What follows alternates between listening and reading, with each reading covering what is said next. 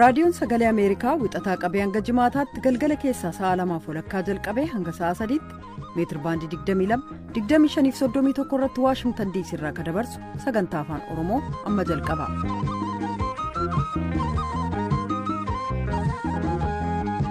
nagaan keenya bakka jirtanitti sinaa gahuu dhaggeeffatoota keenyaatti mooltan jimaata fulbaana 17 bara 2021 keessummeessituun keessanarraa antuu jubee horaati. rakkoo namoomaaf mirga namaa Itiyoophiyaa keessaa ilaalchisuudhaan waayit haawus irraa ibsa kenname oduudha booda dhiyeessina. qophiin keenya kan dhageenyeef dubbisnerraa kanarraa haala dinagdee Itiyoophiyaa irratti fuulleffata. jimaata waan ta'eef qophiin labataas abbaa dabareeti. hanga xumura sagantaa keenyaatti akka nu waliin turtan isin afeera. piroodiisariin tamsaasaa irraa Dassaalany Makonnin, tamsaasa intarneetiif miidiyaa hawaasummaa akka qindeessitu immoo Tigist Gammeetii. oduuf gara Bafaqaaduuttan isin dabarsa.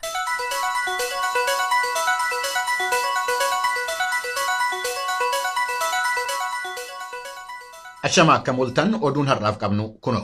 Walloliinsa kaaba Itiyoophiyaatti deemaa jiru keessatti gareewwan harka keessaa qaban irratti tarkaanfii qoqqobbii haaraan akka fudhatamu pirezidaantii Yuunaayitid Steetsi Joo Baayiden ibsa bulchiinsaa guyyaa har'aa baasaniin beeksisaniiru. Akka ibsi pirezidaantii Baayiden jedhutti qoqqobbiin karaa ministeera maallaqaa fi ministeera dhimma alaa Yuunaayitid Steetsiin fudhatamu kun kan mootummaa federaalaa Itiyoophiyaa, mootummaa naannoo Amaaraa fi adda bilisummaa Tigraay akkasumas mootummaa Eertiraa ilaallatudha. Karaa biraatiin muummeen ministeeraa Itiyoophiyaa Abiyyi Ahmed guyyaa har'aa pirezidaantii Ameerikaatiif xalayaa barreessaniiru. Gabaasni dhimma kana irratti qophaa'e oduu booddee bal'inaan dhiyaata.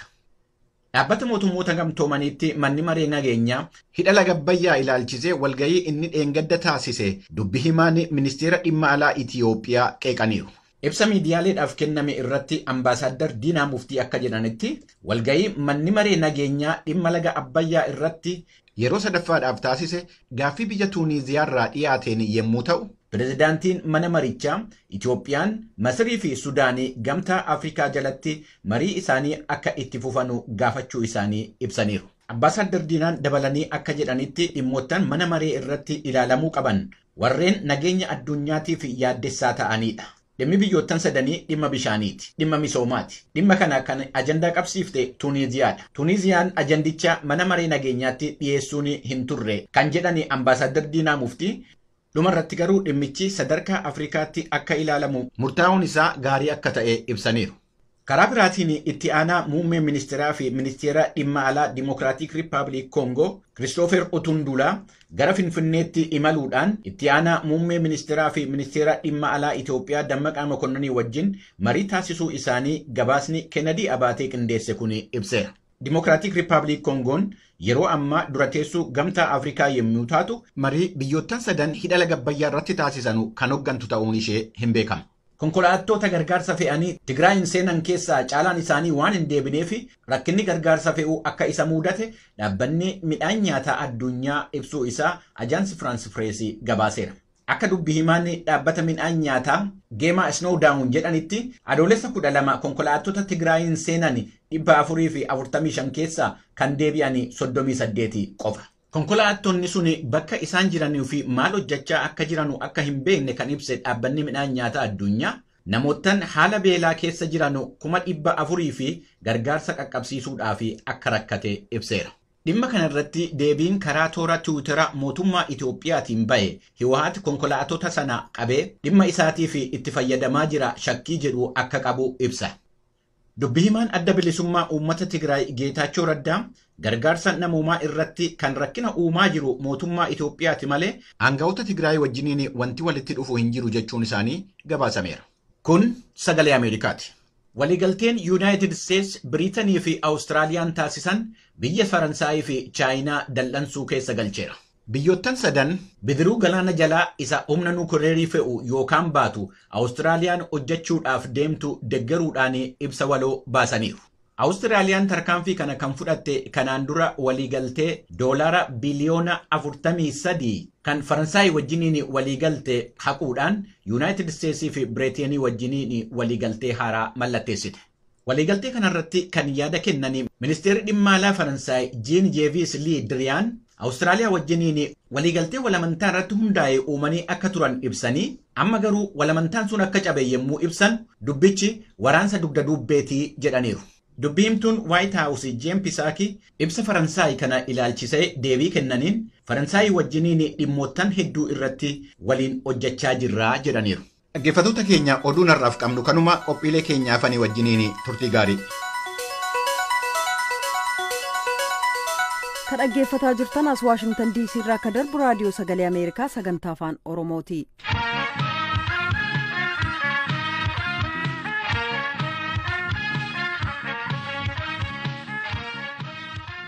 Itoophiyaa keessatti walitti bu'iinsa akka dheeratuuf sababaa kanneen ta'aniif waltaatota isaanii itti gaafatamtoota gochuuf uggura haaraa kaa'uuf ajaja dandeessisu ittiin jedhan pireezidaanti Baayiden har'a mallatteessanii jiru.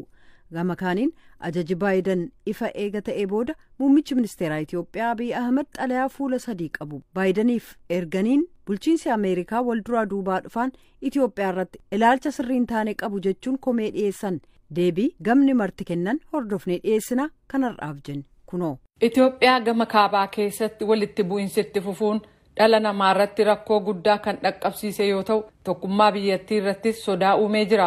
Uummanni lakkoofsaan gara miliyoona 1tti dhiyaatu haala beela fakkaatu keessa ka jiru yoo ta'u kanneen biroon miliyoona hedduun immoo sababaa hokkara gaggeeffamaa jiruun kan ka'e wabii nyaataa dhabanii rakkataa jiru jedhan. Hojjetoonni gargaarsa dhala namaa akkan seenne ittifamaa, doorsifamaa fi ajjeefamaa jiran. Namoota walitti qabanii ajjeesuu, humnaan gudeeddii raawwachuu fi hokkara saalaa bifa biraan gaggeeffamu uummata siviilii shororkeessuuf itti gargaaramu gabaasni jedhu na rifaasisee jira jedhan. Yuunaayitid Isteetsi walitti bu'iinsa kanaaf furmaata karaa nagaa akka argamuuf dhiibbaa gochuuf cicha qabdi. Kana malees kanneen dhimma kana maanguddummaan ilaaluu fi yaalan gaanfa Afrikaatti bakka bu'aa olaanaa kan gamtaa Afrikaa ka ta'an Oluseegun Obasanjoo dabalatee deeggarsa guutuu laannaaf hoogganoota tokkummaa mootummootaaf gamtaa Afrikaa waliin guutummaan waliigal rakkoo kanaaf furmaanni karaa duula waraanaa dhufuu gonkumaa hin jiru jedhaniiru.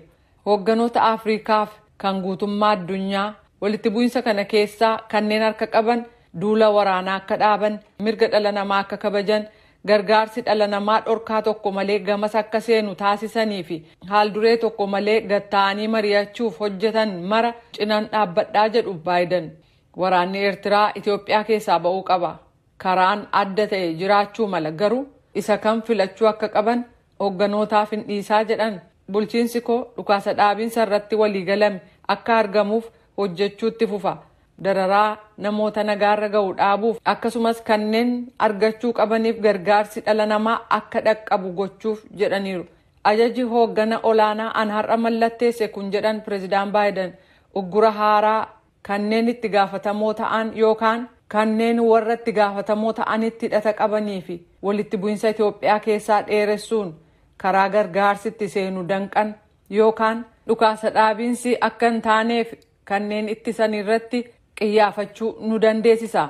Kana malees mootummaa Itoophiyaa, mootummaa Eertiraa, adda bilisummaa uummata Tigraay yookaan TPLF, bulchiisa naannoo Amaaraaf kanneen biroo keessaa miidhaa uummata Itoophiyaa mari'atanii furuu mannaa walitti bu'iinsa filatan irratti waajirri ministirii maallaqaa kan Ameerikaa aangoo barbaachisaa ta'e argateen akka itti gaafatamoo taasisu gochuuf ajaji kun gargaaraa jedhan Joo Baayiden. Yuunaayitid Isteetsi uummata Itoophiyaa gargaaruuf akkasumas hidhata seena qabeessa kan yeroo dheeraaf ture jajjabeessuuf cicha qabdi ka jedhan Baayiden. Uggurri kun uummata Itoophiyaaf Eertiraa irratti ka fuulleeffate toon taane namoota dhuunfaaf qaamota seeraan ala hokkara oofan akkasumas rakkoo gargaarsa dhala namaa hammeessan irratti jedhan. Gargaarsa dhala namaa fi kan misoomaa biyya kamiin iyyuu haala caaleen Itoophiyaaf kennaa jirraa jedhani. Kunis kutaalee biyyattii marti akka itti gargaaramaniif ta'uu ibsan. Uummata Itoophiyaaf kan guutummaa gaanfa Afrikaa waan isaan barbaachisu ka bu'uuraa dhabuuf saaxilaman dhaqqabuuf michoota keenya waliin hojjechuu itti fufnaa jedha ibsi pireezidaanti Joo Baayiden. Gama kaaniin muummichi ministeeraa Itoophiyaa Abiy Ahmed ajaja pireezidaanti Baayiden uggura haaraa kaa'uuf dandeessisu mallatteessaniif xalayaa barreessaniin Dimookiraasii babal'isuu maqaa jedhuun mootummaan Ameerikaa giddu seeninsa sadarkaa addunyaa ni godhu ka deeggaru uummata Ameerikaa biyyi hiyyeeyyii xiqqoon garuu seenaaf qabeenyaa uumamaa badhaate qabdu waggoota 3 dura daandii dimokiraasii ofii ishee jalqabuu hubachuun rakkisaatti ta'ee jira jedhan. haa ta'u malee uummati ameerikaaf gabaasaalee addunyaa gama dhiyaa kabroon ololaaf ragaa dogoggoraan afaan faajjeffaman biyyoota kan akka koo hiyyeeyyii ta'an deggeruuf kanneen ka'an baatilee darban keessa ka miidhame akka waan hacuuccaa geggeessetti kan hacuuccaa geessise immoo akka waan miidhametti ta'uun ibsamaniiru. seenaan yeroo mara kanneen dhugaa waliin dhaabbatan cina hiriira. kanaaf dhugaan uummata Itoophiyaa ofiin boonuu achi as bahee akka inni ifu nan amana jedhan. xalayaa isaaniitti fufuudhaan muummichi ministeerichaa lammiiwwan Itoophiyaaf Afrikaa hedduun jalqaba waggaa kanaa gara taayitaa pirezidaantummaatti dhufuun keessan abdii toree ture jedhan. abdii ifaan sunis kan inni irraa madde Afrikaa ishee haarawaaf hariiroon Ameerikaa bara 2021 keessa haara'ee hojiirra oolaa pirezidaantummaan keessanis abbaa biyyummaa Afrikaaf kabajaa kennaa kanaaf guddina michummaa irratti hundaa'e ni cima amantii jedhuun ture jedha xalayaan sun. biyyoonni guddataa jiran kan akka Itoophiyaa imaammati alaa Yuunaayitid Isteets bifa haaraa qabate namoota dhuunfaa kanneen siyaasa biyyootii kabiroo keessa harka galfatan dhiibbaa isaan kaa'an irraa adda of baasee qophaa'a jechuun eegaa turan. imaammati alaa ofiisaa murtii seera tumtoota ijoo kan akka garee TPLF'n afaan faajjeffamuu hin qabne eegaa turan. Itoophiyaan nageenya miliyoonotaarra namoota dhuunfaa kanneen komee qaban dhiibbaa isaan kaa'aniif hin jilbeenfattu. akka Itoophiyaaf Afrikaatti eenyummaan keenya kun akka ta'u nuun eeyyamu. abboonni keenya barootaaf arditti keessatti leeyyoo isaan dabarsan bara kana bara walabummaa bifa magariisaaf bifa warqeef diimaan faayameen biyya isaan qabsaanii ol kaasan keessatti irran deebi'uu jedha xalayaan isaanii. dhumarrattis waaqayyo Itoophiyaaf uummata ishee haa eebbisuu jedhan.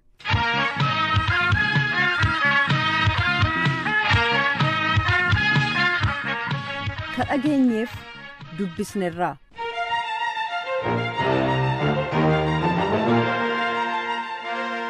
Itoophiyaan qabeenyaa uumamaan badhaate jedhamuun himamaaf garuu uummanni ishee wantoota barbaachisoo jedhaman kanneen akka mana jireenyaa, uffataa, nyaataaf dhugaatiin of danda'anii kanneen hin jirre baay'eedha. sababoota hanqina kanaatiin kan ka'e yeroo baay'ee qorattoonni akka ibsanitti imaammata dinagdee itti fufiinsa qabu dhabuuf imaammattoota dinagdee ba'an karaa guutuu ta'een hojiirra oolchuu dhabuu, hooggana ga'umsa qabu dhabuu, dhaabbileen mootummaa dadhaboo ta'uuf investimentii dhuunfaaf haalli mijataan dhabamuun rakkoowwan dinagdee yookaan hiyyummaa Itoophiyaaf akka sababaatti kaafamu. dhimma kanarratti gabaasaan keenya Mitikkuu Faqaaduu daldaltootaaf hayyoota dinagdee dubbisuun gabaasee jira kunoo. Obbo Xilawun Caalaa hojii daldalaa irratti bobba'anii jiru. Itoophiyaan biyya qabeenya uumamaan badhaatedha. Garuu qabeenya uumamaan badhaase kanatti kalaqa ofii ida'uu waan hin dandeenyeef rakkoo diinagdeef saaxilamte jedhu. Qabeenyaan badhaatudha biyyi tun. Waan abdeen jiru beektaa biyya namaa olaalte qilleensa baay'ee rakkisaa. Aduunsaa kan baay'ee nama gubu yeroo qorraa namni kan qilleensa nan tolchee wannoo sana sirreessuuf fayyadamaniiti kan jiraatan. Chaalenjii guddaa keessa, cabbii keessa, maal keessa jechuudha. Qilleensi isaatu qabeenya guddaadha biyya kanatti. Biyyeen isaa qabeenya guddaadha. Inni facaaftaa sii margaa hin nyaata. Namni bakka jireenyuma salphaa kana jiraata. Akkuma kanatti jechuudha. Hin rakkatu namni biyya kana keessatti. Kana bira darbee qabeenya uumamaa qaburratti ekstiraa deemee wanni inni of gargaare biyya isaas gargaare hin jiru. Itti dabaluunis dargaggoonni biyyattii waan naannoo isaanii jiru gara diinagdeetti jijjiiruu akka danda'aniif mootummaatu haala mijeessuu qaba jechuun dubbata Obbo Xilawun. Namni amma naannoo isaa dargaggeessa naannoo isaa olaalte maal arge ekspoojjarii hin qabu. Ekspoojjarii dhuma itti waan tokko laalee qabeenya naannoo isaa kana gara maallaqaatti gara qabeenyatti itti jijjiiruu illee wannoodhuma isaatu hin qabu. Tuluudhuma isaatu hin qabu. Kana eenyutu hojjeta? Mootummaatu hojjeta beektaa. Diinagdeen Itoophiyaa harka caalaan isaa qonna irratti kan hundaa'edha. Sanuyyuu qonna mala ammayyaan hin qotamne waan ta'eef oomishaa fi oomishtummaan yeroo yeroon gadi bu'aa deema. Kana malees baay'inni uummataa akkuma dabalaa deeme lafti qonnaa dhiphachaa deemuun guddina diinagdee biyyattii irratti dhiibbaa guddaa uumeera kan jedhan immoo ogeessa diinagdee kan ta'an Dooktar Sinishaw Taammiruuti. Qonni biyya kana qonnaa irratti hundaa'a. Qonni duraan dursee amma parsantii 50tti kontribiutii godha ture. GDPs, ikoonomiis amma gara 33% gadi bu'eera. Garuu ammas haa ta'u malee 33% GDP haa ta'u malee ammas namoota gara parsantii 70 kan qacaru qonnaadhaa gara parsantii 80 ol immoo ekspoortiif kan kontribiutii godhu qonnuma. Qonna irratti hundoofti. Qonni kun immoo haala qilleensaa irratti kan hundaa'edha. Qilleensi yoo fooyyee gaarii oomisha qotee bulaan yoo gadi bu'e immoo baay'ee miidhamachuudha. Tarii kanaaf qonnaa irratti hundaa'uun ishee rakkoo guddaa isa tokkoffaadha. Qonna kana irratti hundaa'uun immoo maayinni qonna kana keessa parsantii 75 ol kan ta'u crop production kan jedhamu kan akka boqqolloo fa'aa, qamadii fa'aa, xaafii fa'aa kan ta'e lafti warra kanaaf ta'u immoo babal'achaa hin jiru gadi bu'aara. Lammaffaan immoo population immoo baay'ee dabalaara. Sabii speeshaalii sabii gara baadiyyaa keessa jiraatu guddachaa jira. Lafti xinnaachaa jira, sabii guddachaa. Saba kana keessaa immoo parsantiin 70 umuriin isaanii waggaa 30 gadi. Dooktar Tafarii Dhaabaa ogeessa diinagdee kan ta'an yaada Dooktar Sinnishaw kana qooddachuun diinagdee Itoophiyaaf bu'uura kan jedhamu qonnaadha. Garuu innis bara dhufaa darbee ammayyoomuu hin dandeenye. Oomishtummaan keenya xiqqoodha yeroo jennu biyyi keenya qonna irratti hundoofte qonni keenya immoo parsantii 90 qonnaan bulaa lafa xixiqqaa qaban lafa ciccittuu qaban irratti kan hundaa'e bakka galteen oomishaaf ta'u sirrii hin jirretti bakka sangaadhaan qotamutti bakka namni hordaatti rarra'ee oolutti piroodaaktivitii dhimma kanarratti kan gaafataman ministeera faayinaansii Itoophiyaatti deetaa ministeeraa kan ta'an Dr. Iyyob Takkanii rakkoon imaammata diinagdee jiraachuu waggaa 2 dura yommuu riiformiin sirna